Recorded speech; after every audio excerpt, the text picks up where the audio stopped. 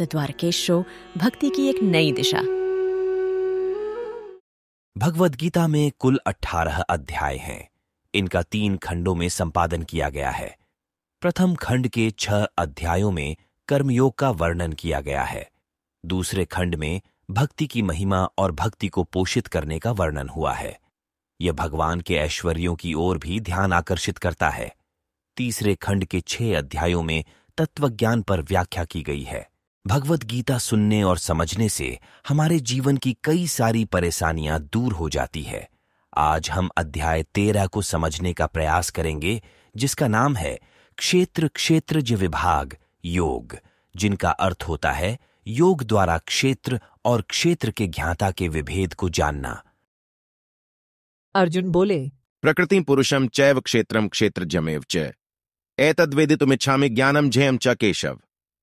हे केशव, मैं यह जानने का इच्छुक हूं कि प्रकृति क्या है और पुरुष क्या है तथा क्षेत्र और क्षेत्रज्ञ क्या है।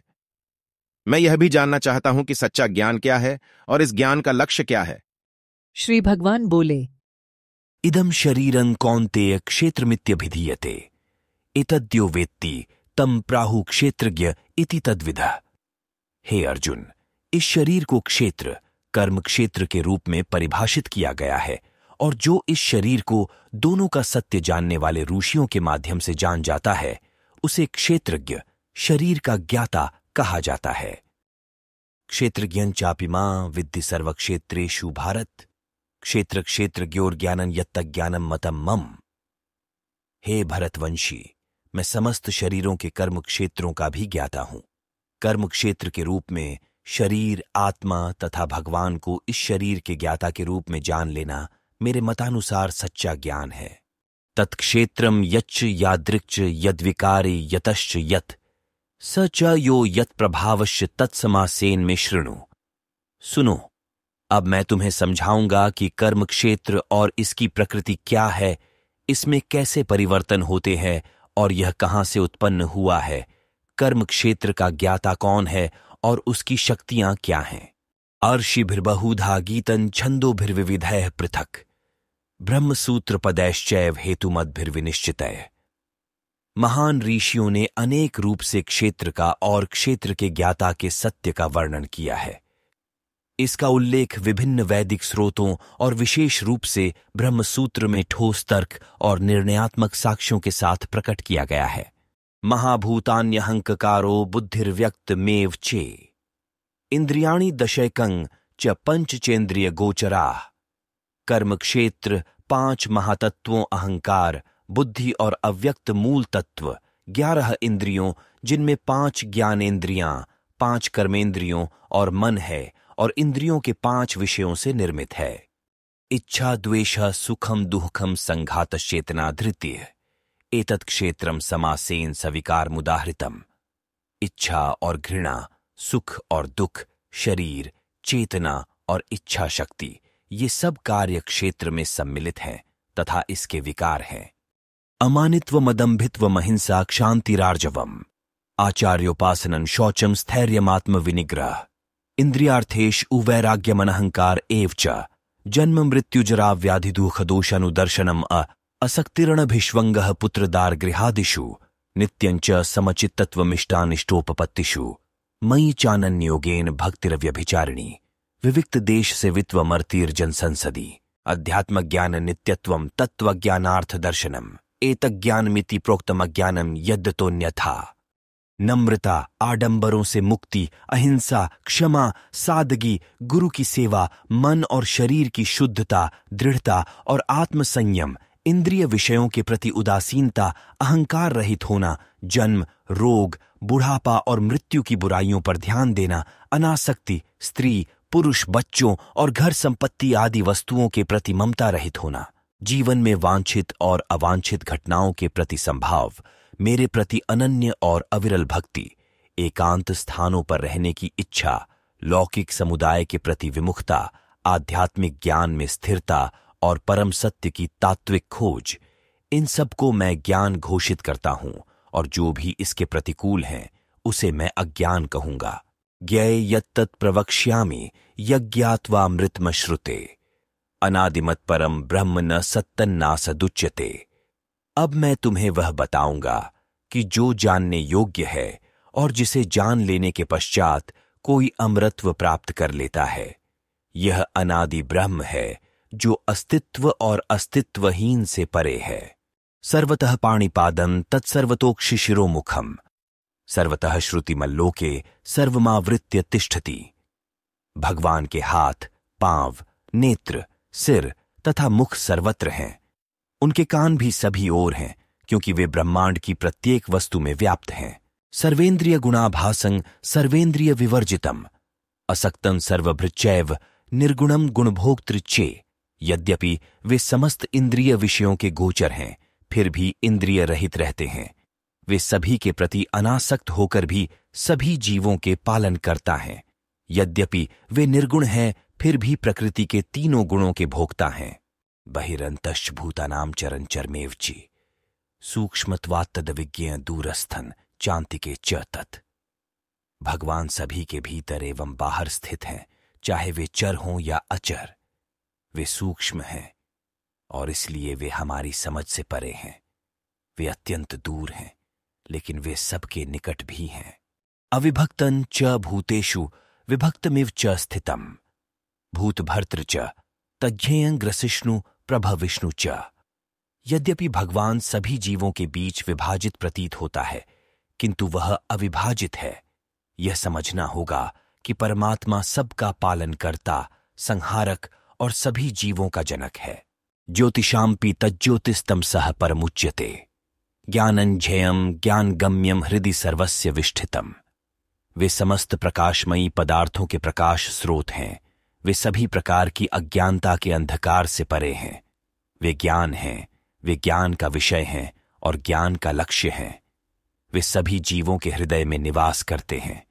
इति क्षेत्रं तथा ज्ञानञ्झेयं चौक्तन समासतः मद्भक्त एतद्विज्ञाय मद्भावायोपपद्यते। इस प्रकार मैंने तुम्हें कर्म क्षेत्र की प्रकृति, ज्ञान का अर्थ और ज्ञान के लक्ष्य की जानकारी को प्रकट किया है। इसे वास्तव में केवल मेरे भक्त ही पूर्णतः समझ सकते हैं और इसे जानकर वे मेरी दिव्य प्रकृति को प्राप्त होते हैं।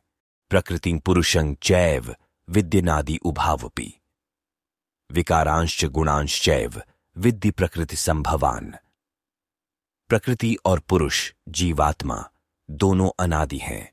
यह भी जान लो कि शरीर में होने वाले सभी परिवर्तन और प्रकृति के तीनों गुणों की उत्पत्ति प्राकृत शक्ति से होती है। कार्य कारण कर्तृत्वे हेतु प्रकृतिरुच्यते पुरुषः सुख दुःखाना भोक्तृत्वे हेतुरुच्यते। सृष्टि के विषय में प्राकृत शक्ति ही कारण और परिणाम के लिए उत्तरदायी है और सुख दुख की अनुभूति हेतु जीवात्मा को उत्तरदायी बताया जाता है। पुरुषः प्रकृतिस्थो हि भुंक्ते प्रकृतिजान गुणान कारणम गुणसंगोस्य सदसद्योनि जन्मसु। पुरुष अर्थात जीव प्रकृति में स्थित हो जाता है, प्रकृति के तीनों गुणों के भोग की इच्छा करता है, उनमें आसक्त हो जाने के कारण उत्तम और अधम योनियों में जन्म लेता है। उपद्रष्टानुमंता च भर्ता भोक्ता महेश्वरः परमात्मेति चाप्युक्तो देहेस्मिन् पुरुषः परः। इस शरीर में परमेश्वर भी रहता है, उसे साक्षी, अनुमति प्रदान करने वाला, सहायक, परम भोक्ता, परम नियंता और परमात्मा कहा जाता है। यह एवं वेत्ति पुरुष प्रकृतिं च गुणैः सह सर्वथा वर्तमानोपि न स भूयो भिजायते। वे जो परमात्मा, जीवात्मा और प्रकृति के सत्य और तीनों गुणों की अंतः क्रिया को समझ लेते हैं, वे पुनः जन्म नहीं लेते। उनकी वर्तमान स्थिति चाहे जैसी भी हो, वे मुक्त हो जाते हैं। ध्यानेनात्मनि पश्यन्ति केचिदात्मानमात्मना अन्य सांख्येन योगेन कर्मयोगेन छापरे। कुछ लोग ध्यान द्वारा अपने हृदय में बैठे परमात्मा को देखते हैं और कुछ लोग ज्ञान के संवर्धन द्वारा, जबकि कुछ अन्य लोग कर्म योग द्वारा देखने का प्रयत्न करते हैं। अन्ये त्वेवमजानन्तः श्रुत्वान्येभ्य उपासते तेपि चातितरन्त्येव मृत्यु श्रुतिपरायणाः। कुछ अन्य लोग ऐसे भी होते हैं जो आध्यात्मिक मार्ग से अनभिज्ञ होते हैं, लेकिन वे अन्य संत पुरुषों से श्रवण कर भगवान की आराधना करने लगते हैं। वे भी धीरे धीरे जन्म और मृत्यु के सागर को पार कर लेते हैं। यावत् संजायते किंचित् सत्वं स्थावर जंगमम। क्षेत्र क्षेत्रज्ञ संयोगात् तद्विद्धि भरतर्षभ। हे भरतवंशियों में श्रेष्ठ, चर और अचर जिनका अस्तित्व तुम्हें दिखाई दे रहा है, वह कर्म क्षेत्र और क्षेत्र के ज्ञाता का संयोग मात्र है। समम सर्वेषु भूतेषु तिष्ठन्तम परमेश्वरम विनश्यत्स्व विनश्यन्तम ये पश्यति सपश्यति। जो परमात्मा को सभी जीवों में आत्मा के साथ देखता है और जो इस नश्वर शरीर में दोनों को अविनाशी समझता है, केवल वही वास्तव में समझता है। समम पश्यन् हि सर्वत्र समवस्थितमीश्वरम न हिनस्त्यात्मनात्मानं ततो याति परां गतम्। वे जो भगवान को सर्वत्र और सभी जीवों में समान रूप से स्थित देखते हैं, वे अपने मन से स्वयं को निम्नीकृत नहीं करते। इस प्रकार से वे अपने परम गंतव्य को प्राप्त करते हैं। प्रकृत्यैव च कर्माणि क्रियमाणानि सर्वशः ये पश्यति तथात्मान कर्तारम सपश्यति। जो ये समझ लेते हैं कि शरीर के समस्त कार्य प्राकृत शक्ति द्वारा संपन्न होते हैं, जबकि देहधारी आत्मा वास्तव में कुछ नहीं करती, केवल वही वास्तव में देखते हैं। प्रकृत्यैव च कर्माणि क्रियमाणानि सर्वशः ये पश्यति तथात्मान कर्तारम सपश्यति। जो ये समझ लेते हैं कि शरीर के समस्त कार्य प्राकृत शक्ति द्वारा संपन्न होते हैं, जबकि देहधारी आत्मा वास्तव में कुछ नहीं करती, केवल वही वास्तव में देखते हैं। यदा भूत पृथक भाव मेकस्थमनुपश्यति तत एव चच विस्तारम ब्रह्म संपद्यते तदा। जब वे विविध प्रकार के प्राणियों को एक ही परम शक्ति परमात्मा में स्थित देखते हैं और उन सब को उसी से जन्मा समझते हैं, तब वे ब्रह्म का ज्ञान प्राप्त करते हैं। अनादित्वान् निर्गुणत्वात् परमात्मायमव्ययः शरीरस्थोपि कौन्तेय न करोति न लिप्यते। परमात्मा अविनाशी है और इसका कोई आदि नहीं है और प्रकृति के गुणों से रहित है। हे कुंती पुत्र, यद्यपि यह शरीर में स्थित है, किंतु यह न तो कर्म करता है और न ही प्राकृत शक्ति से दूषित होता है। यथा सर्वगतं सौक्ष्यादाकाशम नोपलिप्यते सर्वत्रावस्थितो देहे तथात्मा नोपलिप्यते। अंतरिक्ष सबको अपने में धारण कर लेता है, लेकिन सूक्ष्म होने के कारण जिसे यह धारण किए रहता है उसमें लिप्त नहीं होता। इसी प्रकार से यद्यपि आत्मा चेतना के रूप में पूरे शरीर में व्याप्त रहती है, फिर भी आत्मा शरीर के धर्म से प्रभावित नहीं होती। यथा प्रकाशयत्येकः कृत्स्नं लोकमिमं रविः क्षेत्रं क्षेत्री तथा कृत्स्नं प्रकाशयति भारत। जिस प्रकार से एक सूर्य समस्त ब्रह्मांड को प्रकाशित करता है, उसी प्रकार से आत्मा चेतना शक्ति के साथ पूरे शरीर को प्रकाशित करती है। क्षेत्र क्षेत्रज्ञोरेव मंत्रम ज्ञान चक्षुषा भूत प्रकृति मोक्षं च ये विदुर्यान्ति ते परम। जो लोग ज्ञान चक्षुओं से शरीर और शरीर के ज्ञाता के बीच के अंतर और प्राकृतिक शक्ति के बंधनों से मुक्त होने की विधि जान लेते हैं, वे परम लक्ष्य प्राप्त कर लेते हैं।